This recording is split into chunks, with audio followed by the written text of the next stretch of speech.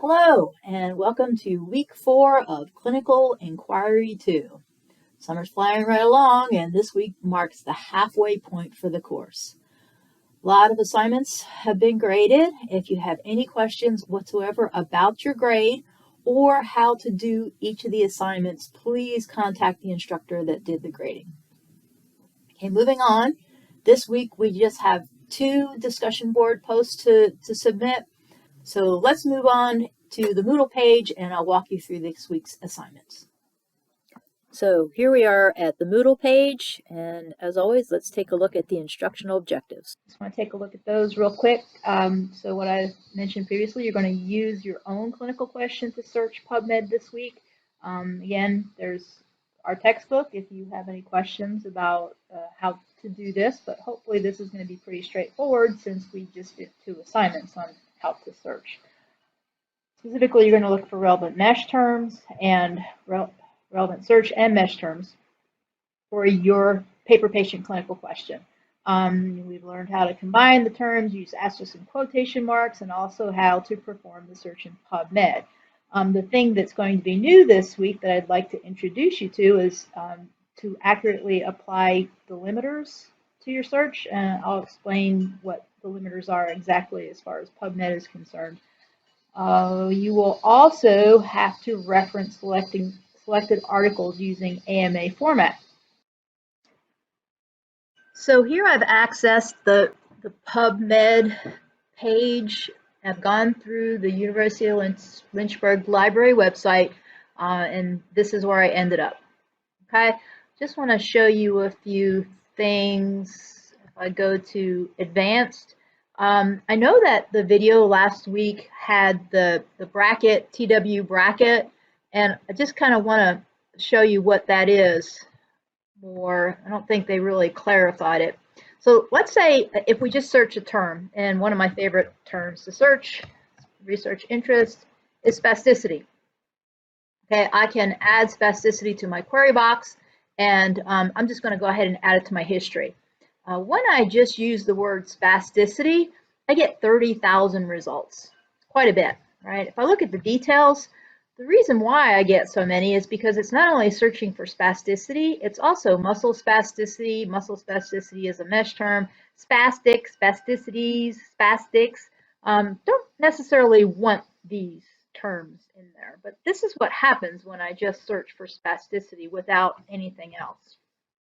Now, if I'm going to search again for spasticity, I can search spasticity as a term found anywhere in the text of an article. This would be the bracket TW. That means I'm searching for a text word. So that when I add that, and I add it to history, you can see that if I'm looking for a text word spasticity anywhere in the article, I get 16,000 some odd results. And now when I look in the details section, I can see that spasticity is, I'm just looking for the text word spasticity. I'm not looking for anything else. Okay, now I could also, if I really want to get specific about how much the article has to do with spasticity, I like to look for spasticity as a title, a word that's going to be in the title or in the abstract. That means it's going to be a really important concept for that particular paper. Okay, when I add it to my search bar, and then I add it to my history, you can see that of the 16,000 that had the text word spasticity, only 12,000 had spasticity in the title and abstract. Okay, so now I'm only looking at articles that really focus on spasticity. If I want to look at the results, click here, you can see that all the results are here, and I also have these filters. They're called My NCBI filters. This is just a sliding scale, so if I wanted to limit my articles to those published in, let's say, the last 10 years or so, I can bring it all the way down to here. Okay, in the last 10 years, I only have 6,000 results to choose from. Again, I can use this sliding scale, or I can scroll all the way down and make it a 10-year publication range, which it already is. So it's not letting me do that. Oh. Okay, and published in the last 10 years, more specifically 5,800. I can use text availability, so I can look for free full text or full text, but then again, I've gone in through the UL website, so I might not want to do that at this point. I could also search by article type or limit my search by article type. We know that randomized control trials are kind of nice to have, right?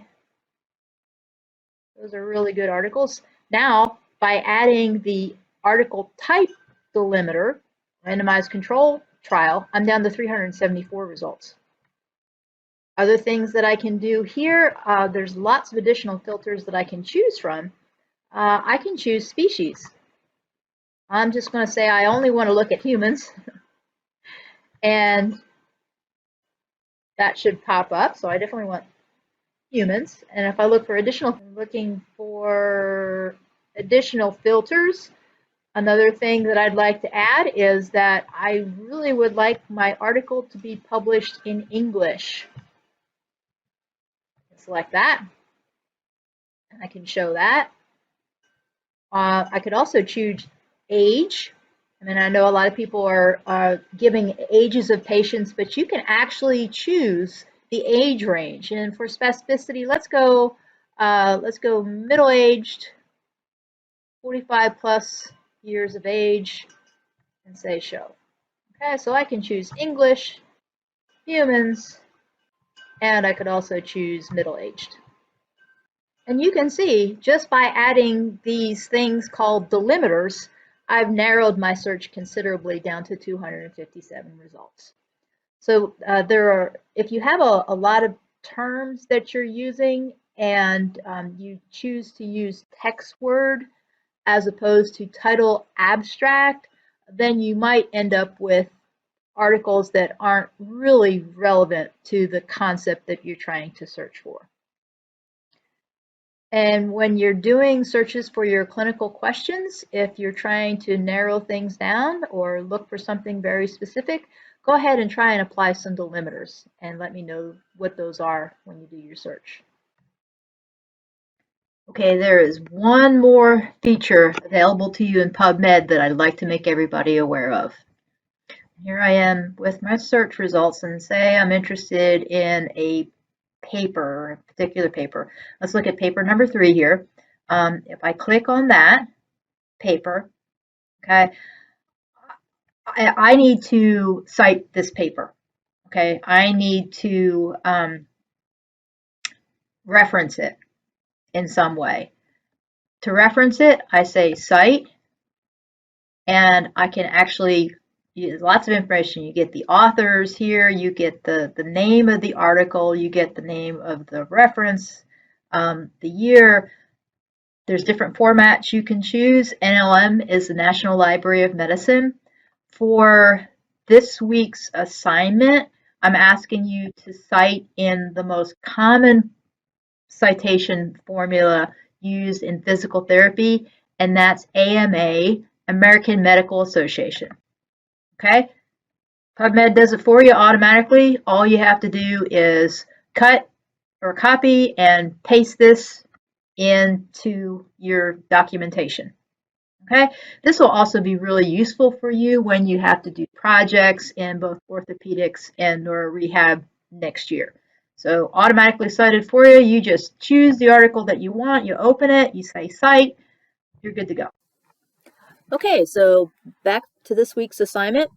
You're watching this instructional video. The next thing you have to do is use the links in the table below to access your group's post for discussion number 2.